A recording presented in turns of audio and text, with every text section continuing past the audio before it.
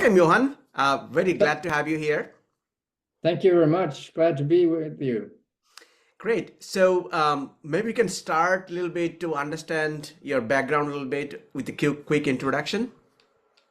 Yeah, well, I work primarily with tech-related issues in the endurance space industry, which is kind of hard to understand when you know how I grew up, hating everything that had anything to do with sports, watching sports, being in sports. No, I just hated it. But I started running in 2006 and somehow found a love for it.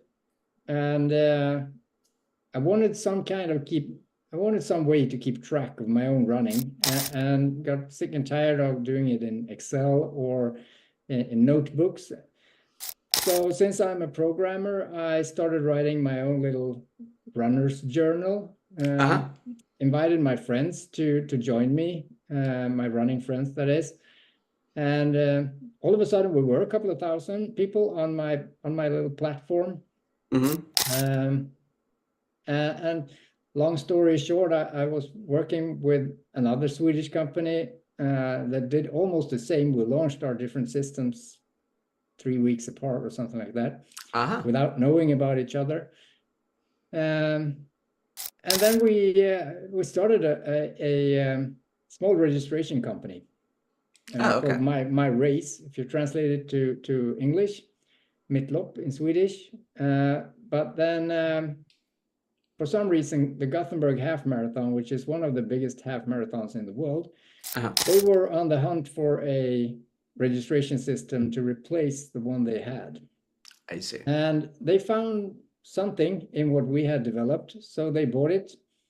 And they also hired me to develop it further, to even more adapt to their needs, instead of them having to adapt to how the platform works. So I developed that system for them, and they liked me. I liked working for them. So I ended up as a technical director for that race. Worked there for 3 years before I started, 3-4 years, before I started my own company, Tigertech, which kind of focuses on doing more or less what I did for that race, but for multiple races and other brands that are in this running sphere.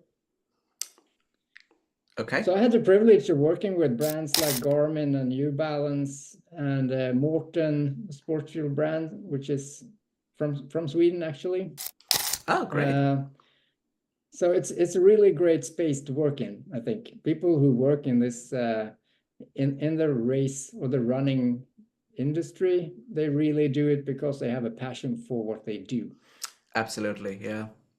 No, thank you for sharing. It's exciting. A lot of things to unpack. The story just you told.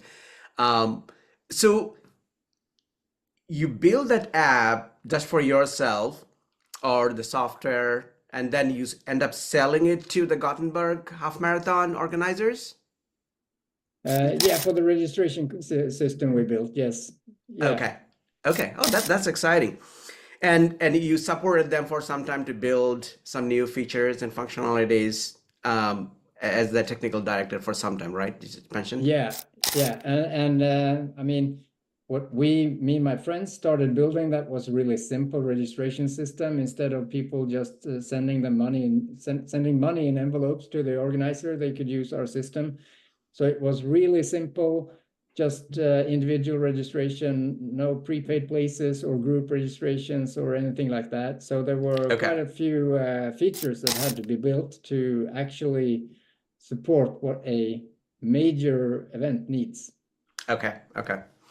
And what drove you to start your own company, Tigertech? I think I started it in the middle of the pandemic. Okay. My wife is in finance or economics, so I had quite the heart rate when I approached her and said, I want to start my own business targeting the event industry in the middle of a pandemic. Yeah. But she agreed with me that there might be there might be something here. Okay. And I mean, we were in the pandemic, and they, I mean, every physical event was canceled. Right. Everyone went virtual or digital or whatever you want to call it. Yeah. So I think I got a really good head start, or really good push start, or whatever you want to call it, Yeah. since the entire industry was looking for virtual or digital substitutions to what they normally did. Oh, okay. Yeah, I think I'm seeing the rebounding numbers post-pandemic, right? Especially, you had a huge pause on the running or folks that run in races.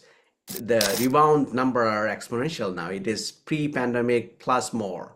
As you see the numbers across races or people who's picked up running or endurance sports during the pandemic, and now they're going back to races and all. It is phenomenal. So the growth has happened during the pandemic. Now you can just catapult that based on, pandemic just helped it as a catalyst.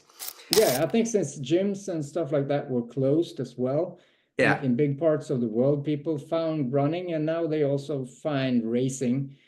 right. It's the same with this the Gothenburg Half Marathon, which are still one of my biggest clients. They I think they're closing registration tomorrow. The race is 1 month out. Oh, We okay. haven't closed registration before the start of the race in probably 8 to 10 years. Oh, wow. So it's really rebounding. Yeah, that's good to say that as well. So for our audience, Johan, what does Tigertech do? Like, what products and services you offer? I'd say that we specialize in digitization and digital activations for the endurance sports industry. Okay. As I said, the Gothenburg Half Marathon, one of my biggest clients, I still help them with a lot of, that's more consultancy, helping them to understand what's possible in a technical sense to do. How can we use the data that we have to engage more with the participants, or to leverage more data to the sponsors of the race, or whatever it could be. But then I worked a lot with we have a Swedish car brand called Polestar, Oh, okay. and I helped them with an activation last year, where every runner that finished the race got a photo of a Polestar with a roof clock Oh, as the nice. lead vehicle, but they got their own personal time digitally overlaid on that image, and they got that within 30 seconds, 30 seconds after finishing. Okay. So I built an integration with the timer. I did a project now in this year for New Balance in Europe, a big Strava challenge that gathered 417 participants, which I built a website where people could get kind of their well, an equivalent to Spotify's Your Year in Music. So I so see. a summary of your path or your route through the activation. What have you actually done during this 30 days? Because the activation was, well, the challenge on Strava was 30 days. Okay. So I'd say in essence, it's about using data that is available, doing something fun with it to present to participants in races, or to, as in the New Balance case, to the participants in this challenge. There's a huge amount of data that can be used, but of course you have to use it restrictively as well, with all regulations as GDPR, as we have, at Right. least here in Europe, Right. and I know you have the equivalents in the US. Yep. Yeah, using data to make fun things. That's so I went through some of the projects you did on your website, and that really sounds fun. And if I'm getting the services that you offer, you work with race organizers or whoever is putting a race together to make some meaningful, the magic of technology to give some experience to the runners or the people who are participating in those races. It's a fun experience, right? And this is pretty a lot of fun to do. Like you take a challenge that a organizer is throwing at you and use technology to make that fun goal reality. And that's what I'm saying, that use case that you give an example of, that sounds like a lot of fun. And I'm sure the participants who actually get that felt special after they finish the race. Yeah, and I think if there is a partner to race, I mean, every race is dependent on their partners or sponsors or whatever you want to call them. Yeah. And when I, as a runner, and that's partly why this is so fun to work with, because I can test all my innovations myself. Yeah. But if I, as a runner, get a message from, let's just say, from Budweiser, after finishing a race, I'm high on endorphins after running the race. Hopefully, I set a new PB. Or at least the race was fun and I feel joy over that. And I get a message from Budweiser saying, congratulations, it's personalized, it's clearly targeted towards me, maybe even based on my age and my sex, and that I'm from Sweden or whatever. Yeah. I feel really seen and appreciated. And in that sense, I get a very positive message or positive feeling about the sender, in this case, Budweiser. Right. So I think it's really great for building a brand feeling. That's the right way to put it as well. Now, I get to learn about or came to know about Tigertech when I read a post on Running USA magazine about this software that you did called Runredeem. And I found it very fascinating, like what you're trying to do. Can you share a little bit more about how that project came to being and what actually folks got out of it? Of course. The idea came from one of these activations that I was talking about. I did a project in 2021, I think, 22, for New Balance in Spain. Okay. Where they were a partner to the Valencia Marathon. Mm-hmm. And they wanted to have a 6 week challenge on Strava. But Strava is awesome. I love Strava, but with these challenges, they're not so interactive. You can only see how far you've come in the overall. Mm-hmm. New Balance wanted to give the participants something along the way. Okay. So we built a system that integrated with Strava, and based on your mileage every week, you collected points. I see. So if you did 10 kilometers, that's about 6 miles, I think. 1 week, then you got 1 point, and so on. And in the end, you could use these points in 3 different restaurants in Valencia or Barcelona, mm-hmm. to redeem or to buy breakfast with your points. So nice. Basically, it was breakfast for earn breakfast by running, or buy breakfast by running kilometers. I see. And these points were then sent to digital wallet cards, both for Apple and Google. Mm-hmm. And I really liked working with this technology, and I saw the opportunity to actually build something that was very versatile. So I started taking bits and pieces of what I have learned during that project with New Balance, and I put together Runredeem, which is basically a system where you can design a digital card. What will it look like? And you can also design the logic behind the card. So what kinds of interactions do you want to have with the card? Do you want it to be connected to Garmin Connect or to Polar or Sunto? Mm-hmm. And then set up some gamification rules, like saying you get 1 point per every 6 miles. You can interact with reality based on me as a card holder. I can scan QR codes that you post in the real world, just using my normal smartphone camera, and that will also trigger actions on the card, giving me points or taking away points. Okay. So I'd say that it's a technology that could not be it couldn't be a loyalty system, but it can be a technology provider for loyalty systems or loyalty programs, where you want someone to be loyal to your organization, and for every action they do with you, you reward them somehow. And then in the end, when you reach a certain level, then you might get something in return.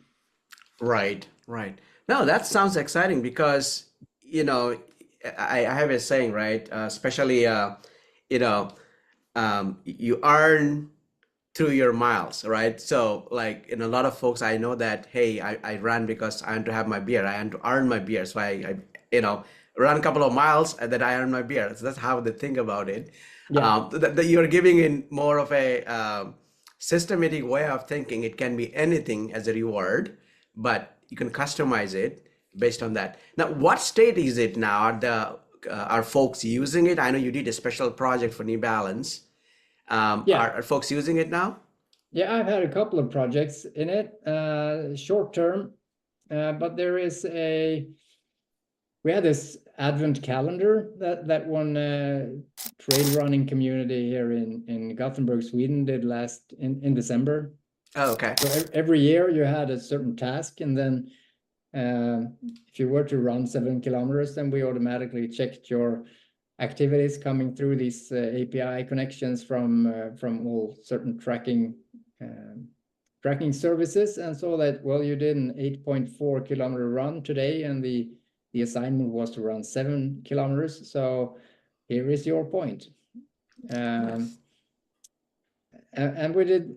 I'm also working a bit with Congo River Marathon in the Congo Okay. just for sending participant information to the participants in their races.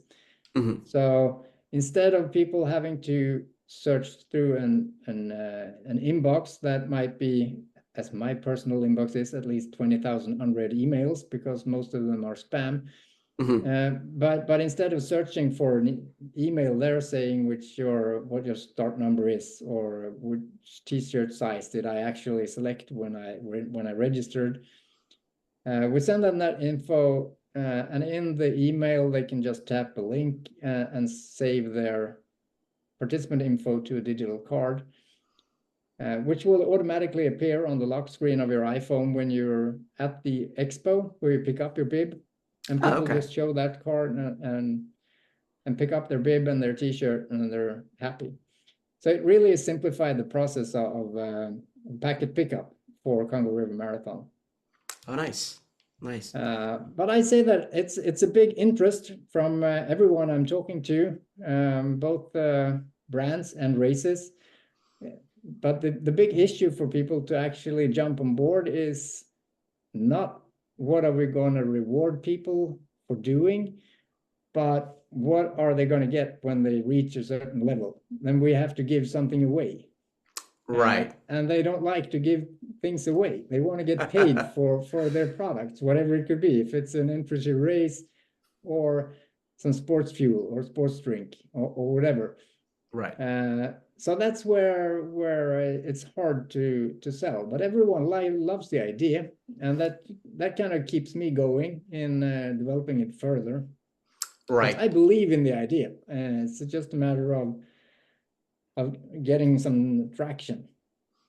Right. Right. Is this most of the, like, okay, you reach certain points, the giveaway, the logistics around it, obviously the operationally, figuring out the partnerships, what to give away, and also who are giving away, what is in it for them. So building this whole logistical or the business aspects of it's probably kind of needs to be considered when they're adopting this technology. Yeah, for yeah. sure. And me as a technician, I see only the pros of using this system in a technical aspect, Right. but Right. I also underestimate the impact that this will have on a customer of mine's a marketing team. And as you say, their logistics teams, they're going to send things out to people because they reach these levels of points or whatever. Yeah. Yeah.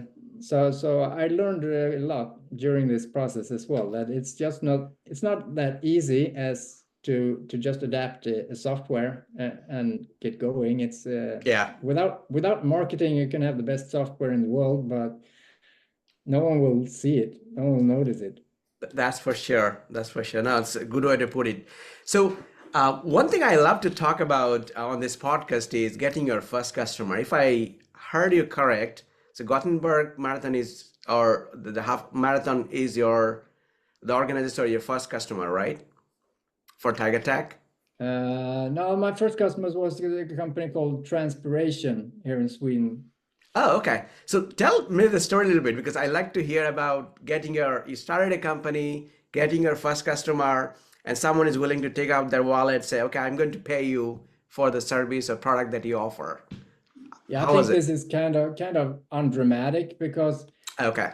I actually closed that deal with them before I started my business, or at Okay. least before I resigned from my position as a technical director for the race. Okay. So everything was really set from the beginning, which probably was one of the reasons why I dared to take that leap Yeah. Yeah. and actually go on my own, that I was guaranteed income for 6 months from my first client. I see. Okay. But we built we had fun projects. We built a couple of apps for Stockholm Marathon, since this was probably early 2021. Everything was virtual, so we built them bespoke apps for tracking their virtual races. So it was fun. That's great.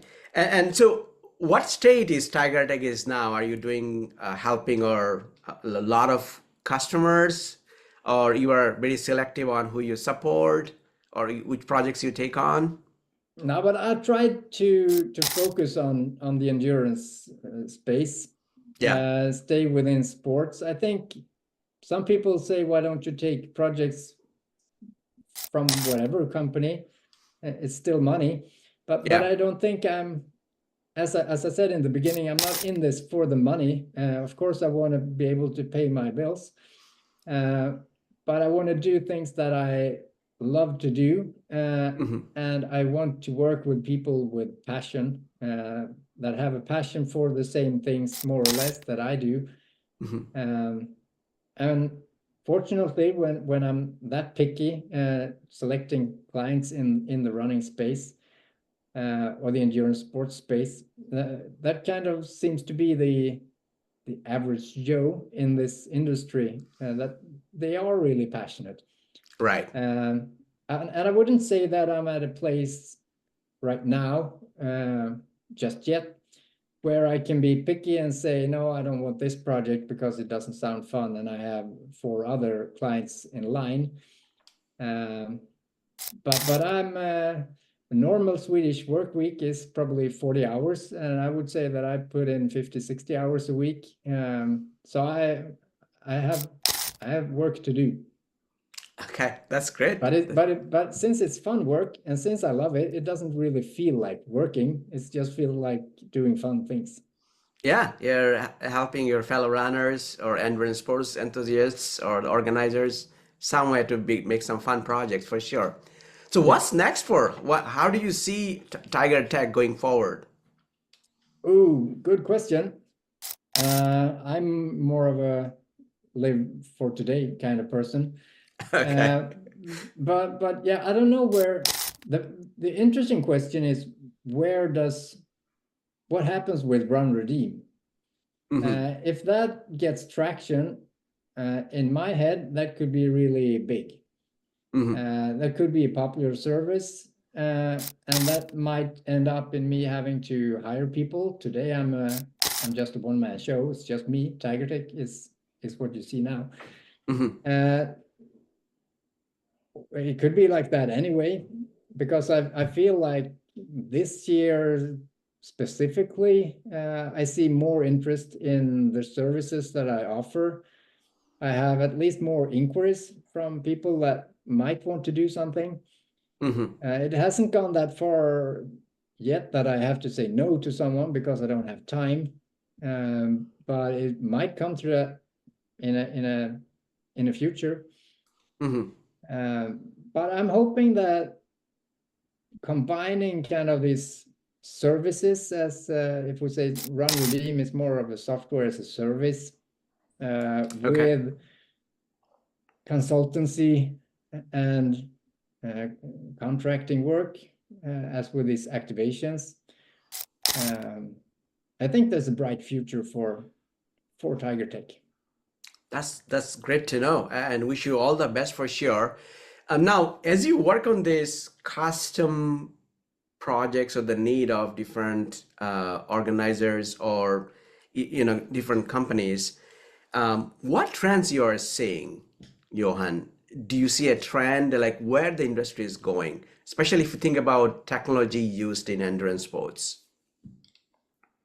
Yeah, I would say that, and that from what I've noticed, one of the trends is definitely going more and more personal. And I mean, Okay.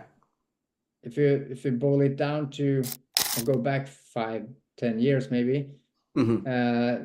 the entire digital industry, e-commerce or whatnot, kind of changed the way that you send newsletters. From having these mass emails that you were proud to say that you sent 5 million copies of this newsletter to your subscribers, you divided this into multiple groups of people and sent to, if you're a woman, you get this email. If you are a woman with between 40 and 50, you get this one. Right. If you primarily shop these kinds of clothes, then you get this one. And this, I'd say that the endurance industry is a few years behind, but they have for sure adapted this for newsletters. But I'd say that it'll go even further. People are kind of used to how you see ads on Facebook or TikTok or whatever it could be that is super personalized to you and to what you usually watch on these platforms Mm-hmm. or who your friends are. Mm-hmm. So as I said, I think in the beginning, getting something targeted to me as being a white guy in his 40s with beard running a marathon around 4 hours. The more data you have, the more personal you can get. Mm-hmm. And then the impact of the message will be much greater. Okay. No, And I'd say also fast deliveries of everything. People okay. today don't want to wait for, I mean, in the running industry, go back 20 years, and then you had to wait until the day after the race to see your result, maybe. Uh-huh. And today everything gets delivered within milliseconds. Right. So that I'd say it's going to be fascinating to see how AI will enter the running industry. Mm-hmm. Maybe not for races. I don't see, but it could be just me being naive. But I don't see how AI will make a race better, because the race is so far from the digital space, because you are alone on the, hopefully not alone, but you are by yourself on the Right. course. Mm-hmm. But leading up to a race, I mean, AI powered training programs, they're already a thing. Right. How's that going to evolve, and how, in what other areas can AI make an influence on the running industry? So I think we're in an exciting time where a lot can happen. Yeah. Yeah. No, that's definitely couple of areas you touched on. What I'm curious about it, do you see, because you are a runner yourself, do you see the expectation is, going in that hyper customized experience, or, the example you gave was kind of segmented, uh, customers having a specialized or customized experience for that segment, like, person in their 40s, having some set of communication or experience versus someone in their 20s or, 50s, different one. Is that you see over the years that the expectation has grown from the runner's point of view, or you think that, hey, technology is coming, but as I'm seeing as a service provider or a race organizer, I want to bring in that experience that I'm seeing outside to the running community. Which way you are seeing, or is both, combination of both? I think more the latter, Oh, is it? Okay. because I think these kinds of things, as segmentation and personalization, probably has a lot more actual impact on, let's say, e-commerce, Right. where you can see momentaneous impact from changing from this mass email to segmented emails, and then you can measure the conversion rate between these two, and it's probably astronomically higher when you do segmentation. Mm-hmm. And I think the effect of the segmentation is a bit less in running or in Right. sports. Mm-hmm. But I definitely think that it's kind of an expectation from the runners or the participants in races to get more or less the same kind of messaging from a race organizer as they do from their favorite e-commerce online store. Because Right. otherwise it feels like, oh, here's a newsletter from the 80s. Welcome. Yeah. So I think it's the running industry is good on developing their races, Right. but I think for these more peripheral things like technology is for a race, it's kind of they learn from other industries. That is true. That is true. No, thanks for sharing. It's great to know and the insight. Um, Anyone who's looking to say, I'm a techie or I'm in technology and I love endurance sports, because you are a combination of both, and you started Tigertech and it's building as you go. What would be your recommendation to those folks? Try to combine it somehow. There's a lot of companies, tech companies, working focused on the sports industry, Right. and probably growing at a steadily pace as well. So try to, I say this to my kids as well, try to find a work where you enjoy spending time, so you Right. don't feel that you have to force yourself to work and you are bored or something like that at work every day, and Mhm. just look forward to the weekend or your annual leave when you go for somewhere where you want to be. Yeah. But since work is such a big part of your life, so much time of your life that you spend working, Mhm. make sure that you really enjoy working. Right. And I haven't regretted my decision to start my own business working with the things that I love. I haven't regretted it for a second.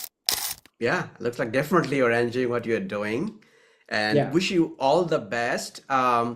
It was great having you, Johan, and I'm wishing you all the best for Tiger Tech and what's coming ahead. Thank you. And thank you for having me.